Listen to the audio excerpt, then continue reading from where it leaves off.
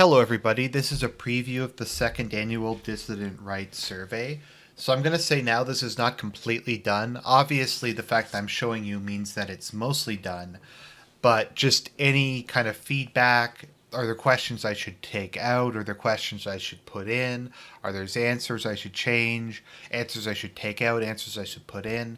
Whatever you guys can offer me in terms of feedback will be good. So let's just go through it. So I tried for the most part to not ask questions that we previously asked, because we asked questions about immigration and stuff like abortion and stuff like gay marriage, and people gave pretty definitive responses to those things. So I'm trying to cover a bunch of other issues, mostly social issues, a couple economic issues, that sort of thing. Okay, so we just have gender and age. That's pretty simple. Every survey ever has that. What religion do you identify most with? So once again, this is pretty much the same. We have Catholicism, Orthodoxy, Protestant. Other Christian would be, I guess, like non-denominational or Pentecostal if they don't want to be considered Protestant. Islam, Judaism, Eastern, Deism, paganism, secular. Secular meaning like just religion's not very important. So those are the main religious categories. We'll see how it goes. I might just group, if I don't really have too many Orthodox, maybe I'll just say I'll group them and Catholics together. We'll take a look at what I come out with. Then we have the political ideology.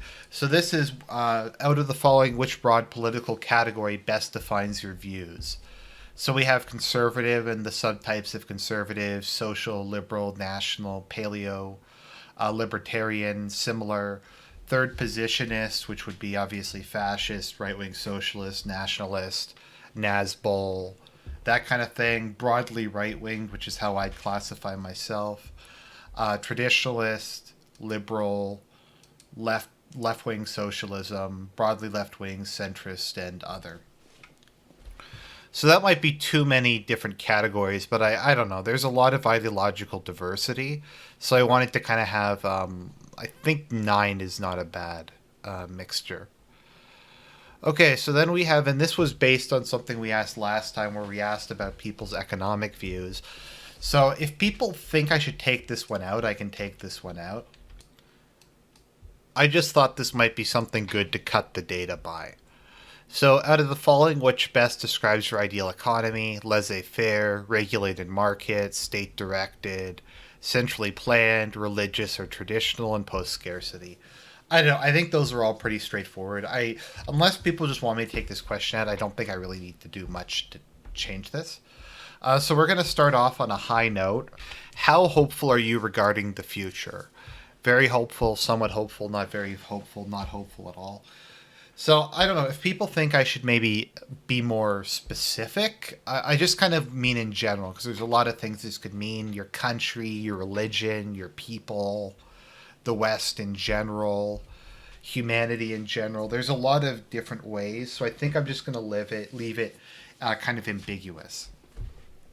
So then the follow up to that, accelerationism is the idea that negative economic or societal forces should be supported and sped up as a way to create the conditions for radical change. What is your position regarding accelerationism? Now, as with all of these, if you think I'm missing a point or something, a response, let me know. The current situation is salvageable, and accelerationism is unnecessary. Even though I read this, I sometimes stumble. The current situation is unsalvageable, but acceleration is immoral and or will not make things better. The current situation is unsalvageable, and acceleration is a moral and or effective way of addressing it. Don't know. Okay, I think that covers the main views. With regards to freedom of speech, this one I had a lot of trouble coming up with responses for. Your opinion is, freedom of speech is an unalienable right and must not be infringed. Freedom of speech is generally a good thing, but there are limits. Freedom of speech is a means to an end, not an end in itself. Freedom of speech needs to be greatly restricted. Don't know, rather not say. So I think those positions make sense. I just don't know if they cover all of the major ones, or if I should rewrite them. So in particular, if you want to give me feedback on that question, I would appreciate it. So this is one I don't expect there to be a ton of diversity on, but I haven't really seen too many people ask this sort of question. So, with regards to capital punishment or the death penalty, in what cases would you say that it is permissible in it? So obviously, so this is descending of most severe to least severe. So we have exceptional cases, serial killers, terrorists, traitors. Okay, that makes sense. The above in cases involving homicide. So basically any case in which you kill someone. By that I mean like first or second degree or third degree homicide, not like you were adjusting your radio and you ran someone over. That's not what I mean by homicide. The above and for other serious crimes, rape, child molestation, drug trafficking. So just like the worst non-murder related crimes. The above and for all other major crimes, grand theft, major fraud, armed robbery, etc. And then, of course, the last one is the use of capital punishment is never justifiable. And then, obviously, some people don't know. So I think that'll be a really interesting one to see what people say. So this one is kind of hard to broach in a way that's like not super edgy, but I think this is a good question. I think I came with a pretty good skill. Romantic relationships with a member of a different with members of a different ethnic/racial group are okay regardless of the other person's race. Okay with members of some other races but not others, because there's a fair number of people who say it's okay like for whites and Asians or something. But so it'll be interesting to see what people say there. Only okay with members of the same race, so any like European. If you're East Asian, that would be like it's okay with. If you're Japanese, it's okay with Chinese or Koreans or Mongolians or that kind of thing. Only okay with members of the same ethnic group, or I guess kind of close ethnic group. So if you're Spanish, like Spanish or Italian or something like that. Then we have the edgy one. It depends on whether or not you intend to get married and or have children. Because I know a lot of people think it's okay to have these so long as they don't produce offspring, which I don't agree with personally, but that's a common enough opinion to put here. So that's what I'm going to be interested in. The next one is please choose. Okay, so sex between consenting adults is acceptable as I specify consenting adults. Acceptable and or moral in all or almost all cases, even if the couple is unmarried. So sex is okay so long as they're both consenting and they're both adults. Sex between consenting adults is acceptable and or moral only in the context of a committed relationship and or if the parties are in love, even if the couple is unmarried. So this is where I think a lot of people in our society who aren't like complete degenerates are. There is still an understanding to a certain extent. I think when you talk about like thought or slut or whatever, it generally refers to someone who has random sex with guys outside of a relationship. It's not so much you're having premarital sex, it's that you're having it with just random people. And the same thing goes for men. It is acceptable and or moral only between a married couple. Acceptable and or moral only between a married couple, provided that no form of birth control is used. That's a very common Catholic position. So it'll be interesting to see where people fall out. So divorce, I'm not sure if I missed anything. This is kind of another social issue I'm just really interested in. I know there's a lot of social issues here, but I feel like some of these things are kind of in the background, like premarital sex or divorce or the freedom of speech, and they don't really get addressed directly enough. So I think that'll be interesting to see. So divorce should be available upon request, should only be available in specific situations, abuse, adultery, fraud, that kind of thing, and divorce is never permissible. I don't know if there's really any other option there. I guess you could say civil and religious divorce are different, but I sometimes just like to try to keep these vague.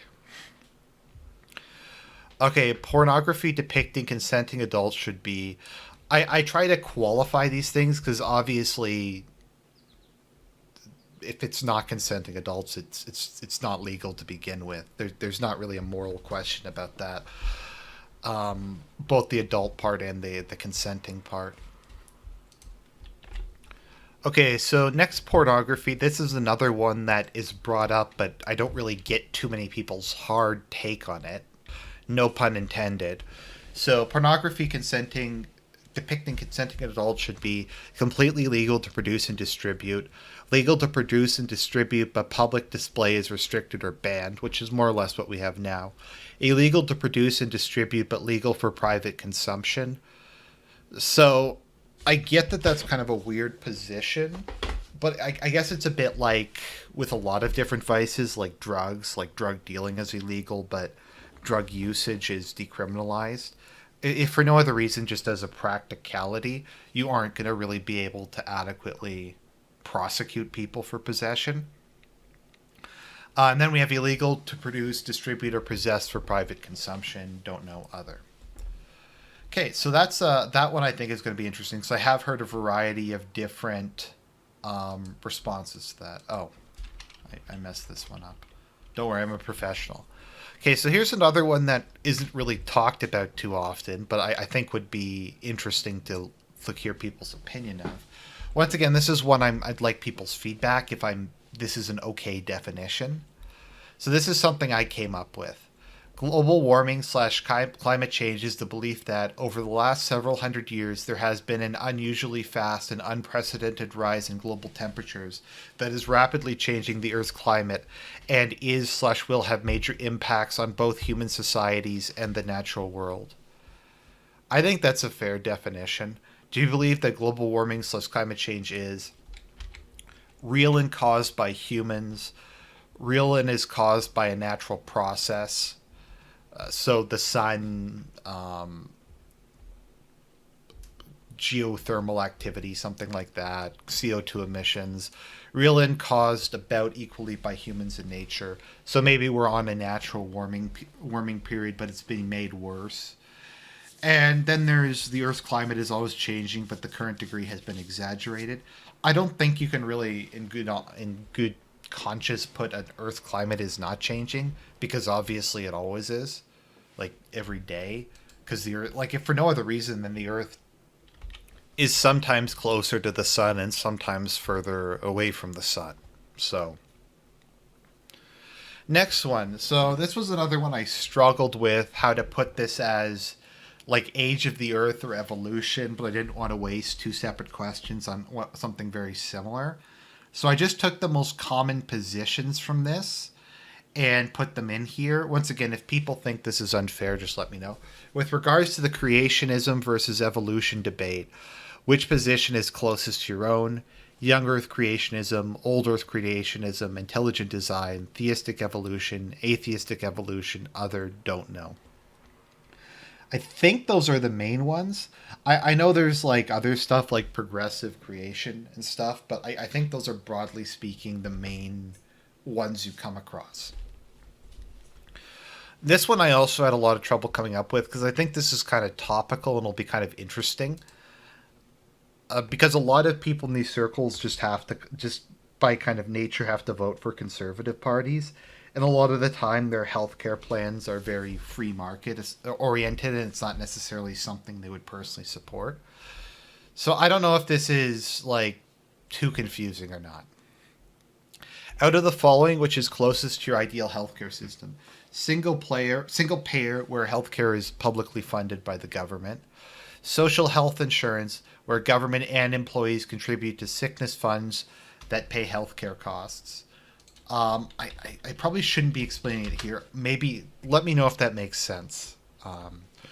Basic public coverage with the option of additional private insurance, which is what a fair number of countries have. Private health insurance, but with needs-based subsidies. So that's kind of, I think, what Obamacare was going for, where healthcare is private, but the government will subsidize or completely cover people who are too poor to afford it themselves. Then a completely private healthcare system, other, and then don't know. Now, this is another one I kind of had a bit of trouble with when I was trying to come up with it. With regards to law abiding citizens, firearms should be legal without restriction, legal but with a ban on certain types of weapons, automatic assault weapons, etc. Only long guns should be legal. Possession of firearms should not be legal, don't know. So I wasn't really sure how to make a scale, or if I should just not do this on guns and just do it on open versus closed carry, or just self-defense in general. The reason, and some Americans were wondering why I put long guns, because that's kind of the issue in Canada, because we register all handguns and like short guns, but there's very few restrictions on like bolt action rifles or shotguns or that kind of thing. They just aren't very heavily regulated compared to the rest of the stuff. So let me know if there's some other options you'd like me to put in there. Or if there are, I should split the country up, that question up. And I'll move this one up. But consumption of cannabis slash marijuana by adults should be fully legal, decriminalized but not legal. That's where it's, yeah. Legal but only for medical purposes, illegal but not enforced, illegal and enforced. I'm not sure if decriminalized and illegal but not enforced are too similar to one another, but yeah. And then we just have a couple demographic questions. What is your racial background? This one I'm really curious about, where I'm going to ask about different mental illnesses, just because I'm curious to see how it correlates to different political ideologies and just what the overall proportion is. Then employment status, which I can take out if people think I should take out, but I think it might be interesting given the whole neat sock meme. Then we have how would you describe your education level, and where do you live in the world? So that's the dissident rights survey as is. I think I'll post this into the description of the video. So if you want to leave any feedback or suggestions below, that would be appreciated. Otherwise, thank you for watching, guys. Hopefully I'll get this survey done in the next couple weeks and we can start fielding it. And then we can look at all the interesting results that come out of it. Anyways, this is Argent. God bless. We must dissent.